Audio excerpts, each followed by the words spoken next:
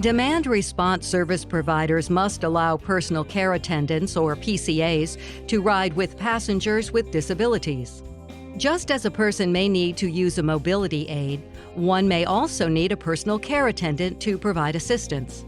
When making trip reservations, passengers should indicate that they are traveling with a PCA and will need to reserve an additional seat for that person. PCAs ride for free on ADA complimentary paratransit. On other demand response or fixed route services, PCAs may have to pay a fee. Whether to charge a PCA a fare is a local policy decision. Some transit agencies provide the rider using a mobility device with tether straps or loops to secure to their device, or the passenger may have their own. Transit agencies can use the vehicle's securement system to connect with the tether straps, loops, for improved onboard securement of the wheelchair. Some wheelchairs may be more difficult to secure because of a lack of clear attachment points. The straps can alleviate this issue. It is best practice to ask the passenger for a good location to wrap the tether straps, and it may need to be done prior to the passenger boarding the vehicle.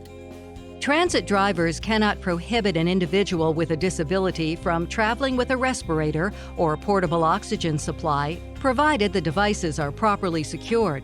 Make sure you are trained appropriately to use any securement equipment available for securing these items.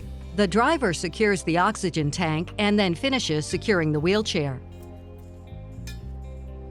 Neither one of us can drive out on the highway now, so if we want to go someplace, and I have an appointment in Fargo that I have to go see the lung doctor there, so I'll use the bus to do that.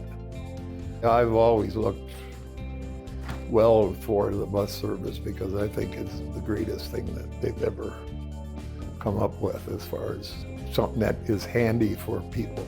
We have been so fortunate. Our drivers have treated us with courtesy, just like it isn't a business to them.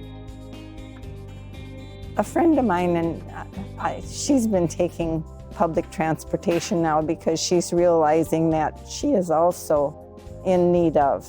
And I keep telling her, I said, it's just like home. I don't know what we would do without the public transportation at this moment. Passengers do not need to be in a wheelchair to use the lift. Drivers must willingly deploy the lift for any passenger requesting to use it. It is important to remind the passenger of safety concerns when riding and exiting the lift. Ensure that the safety restraint strap is secured and the passenger holds on to the handrails as the lift rises. Often, a driver must assist a person in a wheelchair navigate from their home to the bus. They may need to cross rough patches in the sidewalk or cross an unpaved area. One way to maneuver around obstacles is to use the tilt bars on a manual wheelchair to raise the front wheels up and more easily cross small barriers. The driver must watch for the passenger's feet, especially if the wheelchair does not have footrest. It may even be necessary to maneuver a wheelchair through grass or over other rough terrain such as gravel with ruts. In these situations, it is generally best to pull versus push the wheelchair. Many transit agencies have policies requiring strollers to be folded and stowed on the vehicle, and some require folding a stroller before boarding the vehicle. Drivers should ask if the ramp or lift is needed for boarding and do so if requested. Drivers should also ask if assistance is needed in folding the stroller. Even if the child occupying the stroller does not have a disability, the individual pushing the stroller might have a disability that prevents them from folding the stroller and carrying the stroller and child. An agency can establish a policy about stowing mobility aids and other items customers bring on board, such as baby strollers and shopping carts.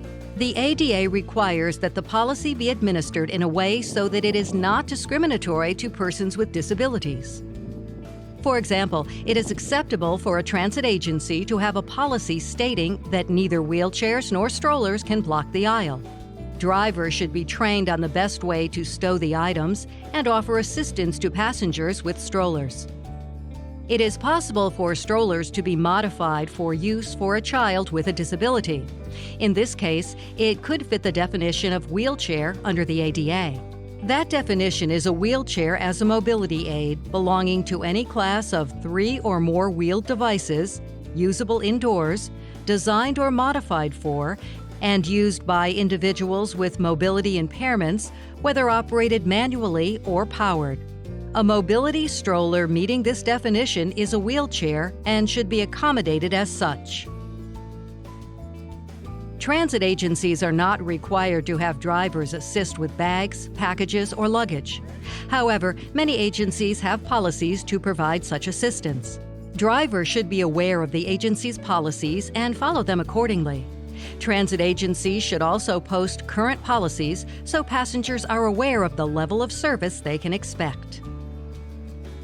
When providing door-to-door service, drivers may need to provide assistance in going up or down stairs for passengers that use walkers or other similar mobility devices. Be sure to ask the passenger before providing assistance if it is needed and the best way to assist them.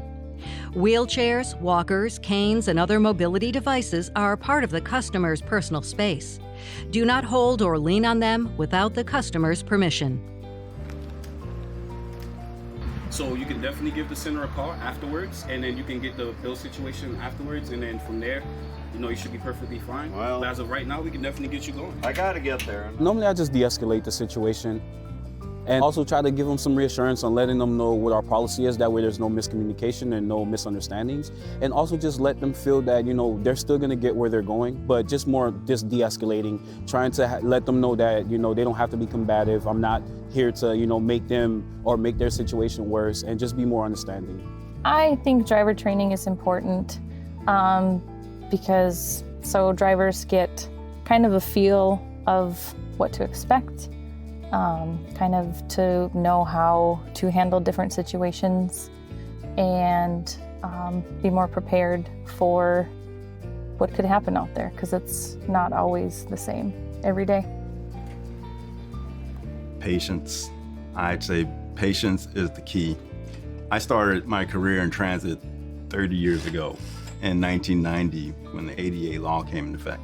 The equipment, how we secured mobility devices back then compared to how we secure the devices now is a world of change. So you have to adapt to the changes as they occur. It is also best practice to wait for people with disabilities or seniors to sit down before leaving the bus stop. Be patient, don't take anything personal, be empathetic, but don't be disrespectful. And I think that's easier in a rural setting because communities are closer. Everybody knows everybody in a lot of our communities.